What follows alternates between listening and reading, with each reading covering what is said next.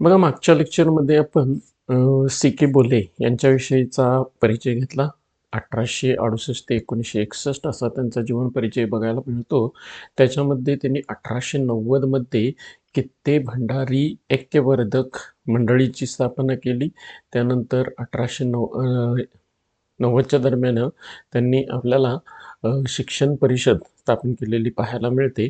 त्याच्यानंतर 1911मध्ये त्यांनी दलितांमध्ये डॉक्टर बाबासाहेब आंबेडकर हे काय झालेले होते, SSC परीक्षा उत्तीर्ण झालेले होते. त्यांचा एक असा स्पेशल असा सत्कार घडवून आणलेला पाहायला मिळतो. 1907मध्ये 1907च्या दरम्यान 1911-9मध्ये त्यांचा रॅमसे मॅकडोनाल्ड यांनी काय केलेला आहे, सत्कार केलेला पाहायला मिळतो. पहिले कामगार संघटक म्हणून तो सत्कार झालेला पाहायला मिळतो. त्याच्यानंतर 1925मध्ये त्यांनी नवयुग हे साप्ताहिक सुरू केलेलं होतं. त्याच्यानंतर आपण 1926मध्ये त्यांनी आपल्याला म्हणजेच जोशी वतन रद्द करण्यासाठीचा कायदा केलेला पाहायला मिळतो. त्यानंतर 1934मध्ये त्यांनी देवदासी प्रथेविरुद्ध काय केलेलं पाहायला मिळतो, कायदा केलेला पाहायला मिळतो. अशी एक चांगली आणि जबरदस्त असं व्यक्तिमत्व असणारी व्यक्ती आपल्याला ती पाहायला मिळाली. त्याच्यानंतर आपल्याला पुढचे जे समाजसुधारक बघायला मिळतात ते म्हणजेच कोण आहेत, सखाराम गणेश देऊस्कर यांचा जर परिचय बघितला तर 1869 ते 1912 असा त्यांचा जीवन परिचय पाहायला मिळतो. त्याच्यामध्ये म्हणजेच आपण जर बघितलं तर मराठी समाजसुधारक, लेखक आणि पत्रकार म्हणून त्यांचा परिचय पाहायला मिळतो. बंगालमध्ये राष्ट्रभक्त चळवळीची महत्त्वाची व्यक्ती आहे. बंगालमध्ये तितक्याच जोरानं त्यांनी काम केलेलं पाहायला मिळतं. पार्श्वभूमी जर बघितली तर मराठ्यांनी सगळीकडे झेंडे लावलेले होते. त्यातले काही मराठी कुटुंब ही उत्तर भारतामध्ये पुढे गेलेली होती. जसं की बिठूरमध्ये असणारे आपल्याला पेशवे बघायला मिळतात. त्याच्यानंतर बनारसमध्ये मराठी वस्ती आपल्याला पाहायला मिळते. तसं प्रत्येक ठिकाणी काही ना काही कामानिमित्त गेलेली ही आपली मराठी व्यक्ती तिथंच जाऊन काय झालेली आहे, स्थायिक झालेली पाहायला मिळते. मग मराठी वस्ती स्थायिक झाली, त्याच्यामध्ये आपल्याला देऊस्कर कुटुंब आणि रायकर कुटुंब यांचा आपल्याला घराण्यांचा संबंध आलेला पाहायला मिळतो. कृष्ण भट्ट रायकर हे मराठी प्रतिनिधी होते आणि करवग्राम जहागीर प्राप्त केलेली होती त्यांनी. आणि सदाशिव देऊस्कर हे रायकर कुटुंबाचे एक सोयरीक जमली आणि त्यामध्ये देऊस्कर कुटुंब करवग्राममध्येच काय झालेलं पाहायला मिळतं, स्थायिक झालेलं पाहायला मिळतं. म्हणजे देऊस्कर कुटुंबामध्ये म्हणजेच कृष्ण भट्ट राय यांची जी काय होती बहीण, तिचा विवाह आपल्याला देऊस्कर कुटुंबामध्ये झालेला पाहायला मिळतो आणि सदाशिव देऊस्कर यांच्याशी त्यांचा विवाह झालेला पाहायला मिळतो. आणि त्यानंतर म्हणजेच आपल्याला 17 डिसेंबर 1869 करो येतं त्यांचे वडील म्हणजेच गणेश शास्त्री राजपंडित म्हणून काम पाहायला लागले. लहानपणी आईचं त्यांच्या निधन झालं. आत्तेकडून पालन पोषण कुणाचं करण्यात आलेलं आहे, तर सदाशिव गणेश देऊस्कर यांचं करण्यात आलेलं आहे. तर बघा, वेदाध्ययनासाठी बनारस येथे वास्तव्य केलं. देवधर येथे इंग्लिश शाळेमध्ये शिक्षण घेतलं. मॅट्रिक परीक्षा उत्तीर्ण झाले आणि त्याच्यानंतर शिक्षण व लेखक म्हणून त्यांची कारकीर्द सुरू झाली. 1893 मध्ये देवधर इंग्लिश शाळेमध्ये सेकंड पंडित 15 रुपये पगारावरती ते तिथं काय झाले, रुजू झाले. त्याच्यानंतर हितवादी ह्या नियतकालिकांमध्ये त्यांचं लेखन प्रसिद्ध होऊ लागलेलं आपल्याला पाहायला मिळतं. तर आता बघा, हितवादीमध्ये त्यांचं लेखन तर प्रसिद्ध व्हायला लागलं, परंतु लक्षात ठेवायचं, मिस्टर हार्ड यांच्या कारभारावर त्यांनी काय केलेली, टीका केलेली पाहायला मिळते आणि हितवादीमध्ये त्यांच्यावरती लेख लिहिलेले पाहायला मिळतात. आणि त्यामुळे बघा, काही दिवसातच त्यांना नोकरी आणि देवधर हा जिल्हा सोडण्याची वेळ त्यांच्यावरती आली. त्याच्यानंतर बघा, त्यांनी 1897 मध्ये कलकत्ता येथे त्यांचं आगमन झालं आणि सर्वग्राही संवाद पत्रामध्ये त्यांनी काम सुरू केलं.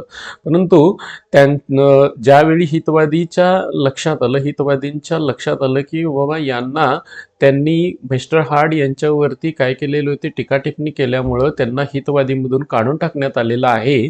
त्यावेळी हितवादीमध्ये पुन्हा त्यांना मुद्रित शोधन तपासणी या पदावर काय करण्यात आलं, पुन्हा त्यांना हितवादीमध्ये घेण्यात आलं. त्यावेळी त्यांचा पगार 30 रुपये होता. त्यावेळी त्यांचा पगार किती होता? 30 रुपये आपल्याला पाहायला मिळतो. हितवादीचे संपादक म्हणून 1907 मध्ये हितवादीचे संपादक झाले आणि ही इतिहासामधली एक पहिली घटना असावी की एक मराठी विद्वान संपादक हा बंगाली पत्रकारितेमध्ये उच्च पदापर्यंत पोहोचतो. ही एक दुर्मिळ घटना पाहायला मिळते आणि त्यावेळी त्यांना 90 रुपये असा पगार आपल्याला पाहायला मिळतो. 90 रुपयेपर्यंतचा पगार आपल्याला पाहायला मिळतो. त्यानंतर बघा, सुरत काँग्रेस अधिवेशन 1907 मध्ये जहाल आणि मवाळ अशा दोन गटांमध्ये खूप मोठ्या प्रमाणात काय झालेला होता, मतभेद झालेला होता आणि त्यावेळी हितवादी लोकांनी ही मवाळांची बाजू घेतलेली होती. कुणाची बाजू घेतली होती? मवाळांची बाजू घेतली होती आणि टिळकांविरुद्ध लिहिण्यासाठी देऊसकरांना सांगण्यात आलं, परंतु टिळकांविरुद्ध लिहिण्यासाठी त्यांनी काय केलेलं आहे? नकार दिला आणि स्वातंत्र्य हा माझा जन्मसिद्ध अधिकार आहे असा अग्रलेख त्यांनी काय केला? हितवादी या पत्रकामधून लिहिलेला पाहायला मिळतो आणि त्यामुळे त्यांना संपादक पदाचा काय द्यावा लागला? राजीनामा द्यावा लागलेला आहे. राष्ट्रवादी शिक्षण कार्य जर बघितलं तर बंगाल नॅशनल कॉलेजमध्ये ते प्राध्यापक म्हणून रुजू झाले. विषय कोणता होता? बंगाल भाषा आणि भारतीय इतिहास. त्याच्यानंतर राष्ट्रभक्ती जागृत करण्याचे उपक्रम तिथं त्यांनी राबवलेले पाहायला मिळतात. शिवाजी उत्सवाचा प्रसार केलेला पाहायला मिळतो. महाराष्ट्रामध्ये जसं आपल्याला माहित आहे की लोकमान्य टिळकांनी महाराष्ट्रामध्ये शिवाजी उत्सव, गणेश उत्सव हे जे चालू केलेले होते त्या पद्धतीनं शिवाजी उत्सव बंगालमध्ये चालू करण्याचं काम कुणी केलेलं आहे? तर देऊसकर यांनी केलेलं आहे. शिवाजीर महत्व हे पुस्तक त्यांनी लिहिलं.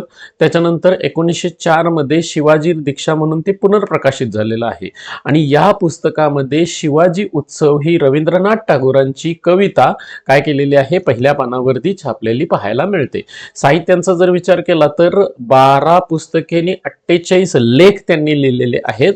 12 पुस्तके, 48 लेख. महाराष्ट्रावर त्यांनी जवळजवळ 8 पुस्तके लिहिलेली आहेत, 20 लेख लिहिलेले आहेत. मासिके जर बघितलं, साहित्य भारती, बंगदर्शन यासारखे त्यांनी काय केलेले आहेत?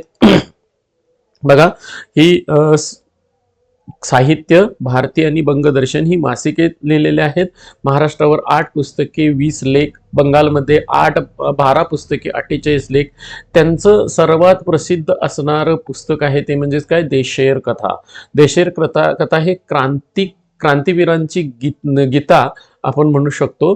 5 आवृत्त्या, 30,000हून जास्त प्रती विकल्या गेलेल्या आहेत. ब्रिटिशांच्या शोषणाचा पर्दाफाश करण्याचं हे पुस्तक आहे आणि 1910 मध्ये हे पुस्तक काय करण्यात आलेलं आहे? जप्त करण्यात आलेलं पाहायला मिळतं. अन्य पुस्तकांचा जर विचार केला, तिलकेर, मुकदमा ओ, जीवन परिचय हे सुद्धा जप्त झालेलं आहे. शिवाजी, महामती रानडे, त्याच्यानंतर बाजीराव, आनंदीबाई, कृषिकेर सर्वनाश अशी आपल्याला पुस्तके त्यांची पाहायला मिळतात. तर त्याच्यानंतर शेवटची वर्ष जर विचारात घेतली, शासनाचा ससेमिरा त्यांच्यावरती खूप झाला. त्याच्यानंतर बंगाल नॅशनल कॉलेजचा त्यांनी राजीनामा दिला. पहिल्यांदा पत्नी आणि पुत्राचं काय झालेलं होतं? निधन झालेलं होतं. काही कालावधीनंतर कन्येचं सुद्धा निधन झालं. असं सर्व कुटुंब त्यांचं काय झालेलं होतं? निधन पावलेलं होतं आणि त्यामुळं त्यांचं कुठंच लक्ष लागत नव्हतं. त्यामुळं त्यांनी काय केलं? म्हणजेच कलकत्ता सोडला. त्याच्यानंतर आपल्या करग्राममध्ये आले. करग्राममध्ये सुद्धा त्यांची प्रकृती काय खालवतच निघाली. प्रकृतीमध्ये कोणत्याही प्रकारचा बदल होईन असं झाला आणि त्यामुळं करग्राममध्ये परतल्यानंतर सुद्धा 23 नोव्हेंबर 1912 मध्ये भटवाडी देवधर इथं वयाच्या 43व्या वर्षी त्यांचं काय झालेलं आहे? निधन झालेलं पाहायला मिळतं. त्यांचा जर स्मृती आणि वारसा बघितलं तर करे इथं काय करण्यात आलेलं आहे? देऊसकर नावाची एक शाळा चालू आहे. स्मारक समिती कार्यरत आहे. कोलकाता येथे वारशाला काय केले जातात? व्याख्यानमाला भरवल्या जातात. आता ह्या जर व्याख्यानमालांचा जर तुम्ही विचार केला तर Indian institute of social science, बघा, इंडियन इन्स्टिट्यूट ऑफ सोशल सायन्सच्या माध्यमातून ह्या काय केल्या जातात? वार्षिक व्याख्यानमाला घेतल्या जातात. त्याच्यानंतर तिथं रस्ता जो आहे, टाउनशेड रोड म्हणून एक होता, तो टाउनशेड रोड जो आहे, म्हणजेच उदाहरणार्थ आपण भवानीपूर कोलकाता येथे असणारा तो टाउनशेड रोड, त्याचं नामकरण सखाराम गणेश देऊसकर सारणी असं करण्यात आलेलं आहे. मराठी बंगाली संस्कृतीचा एक सेतू म्हणून त्यांनी काम केलेलं आहे. दोन्हींमध्ये एक दुवा म्हणून काम केलेलं पाहायला मिळतं. दुसरी गोष्ट म्हणजेच काय, निर्भीड राष्ट्रवादी विचारवंत होता. अल्प आयुष्यात अमूल्य असं योगदान त्यांनी काय केलेलं आहे तर दिलेलं पाहायला मिळतं. बघा, जर त्यांचा पूर्ण विचारात घेतला तर आपल्याला काय काय आपल्याला त्यांच्यामध्ये विचारात घ्यावं लागेल. तर पहिली गोष्ट म्हणजेच काय, मिस्टर हार्ड यांच्यावरती हितवादीमधून त्यांनी टीका केली, त्यामुळे नोकरी वगैरे सोडून द्यावी लागली. सुरुवात जर विचारात घेतली तर जीवन परिचयाचा विचार केला तर मराठी लोक, मग त्यामध्ये देऊस्कर कुटुंब असतील, देऊस्कर कुटुंबामध्ये सदाशिव देऊस्कर असतील, सदाशिव देऊस्करांची रायकरांबरोबर सोयरीक जमली आणि तिथं करोग्राममध्ये ते राहायला सुरुवात झाली. करोग्राममध्ये तिथंच त्यांना सदाशिव देऊस्करांचे मूल पुत्ररत्न म्हणजेच कोण आहे तर गणेश शास्त्री राजपंडित होते आणि त्यांना झालेलं पुत्ररत्न म्हणजेच कोण आहे तर आपले सखाराम देऊस्कर आपल्याला बघायला मिळतात, सखाराम गणेश देऊस्कर. आणि ते लहानपणीच त्यांच्या आईचं निधन झालेलं आहे, आत्यांकडून पालनपोषण झालेलं पाहायला मिळतं. देवधर येतं इंग्लिश सेकंड पंडित म्हणून त्यांनी 15 रुपयेवरती काम केलेलं आहे. हितवादीमधून लेखन केलं, परंतु हार्डवरती टीका केल्यानंतर त्यांना देवधर आणि नोकरी सोडावी लागली. कलकत्त्यामध्ये सर्वग्राहीमध्ये त्यांनी काम केलेलं पाहायला मिळतं. हितवादीमध्ये नंतर त्यांना मुद्रित शोधन तपासणीवरती 30 रुपये एवढ्या पगारावरती, त्याच्यानंतर ते संपादक झाले आणि बंगाली पत्रकारितेवरती संपादक या पदापर्यंत पोहोचणारे ते पहिले महाराष्ट्रीयन होते किंवा एकमेव महाराष्ट्रीयन होते. अशी एक दुर्मिळ घटना तिथं घडलेली पाहायला मिळते. जहाल मावाळ यांच्यामध्ये 1907 मध्ये काय झालेलं आहे, सुरत अधिवेशनामध्ये मतभेद झाला. त्यावेळी मवाळांनी टिळकांवरती टीका करण्यासाठी लेख लिहिण्यास सांगितला, परंतु त्याला नकार देण्यात आला आणि त्यांनी स्वातंत्र्य हा माझा जन्मसिद्ध अधिकार आहे याच्यावरती अग्रलेख लिहिला, म्हणून त्यांना तिथून काय करण्यात आलं, राजीनामा द्यावा लागला. बंगाल भाषा आणि भारतीय इतिहास यांच्यावरती त्यांनी प्राध्यापक म्हणून काम केलं बंगाल नॅशनल कॉलेजमध्ये. त्याच्यानंतर शिवाजी उत्सव, त्याच्यानंतर शिवाजीर महत्व हे पुस्तक, शिवाजीर दीक्षा हे पुनर्प्रकाशित करण्यात आलं आणि त्याच्यामध्ये शिवाजी उत्सव नावाची कविता ही रवींद्रनाथ टागोरांनी लिहिलेली पाहायला मिळते.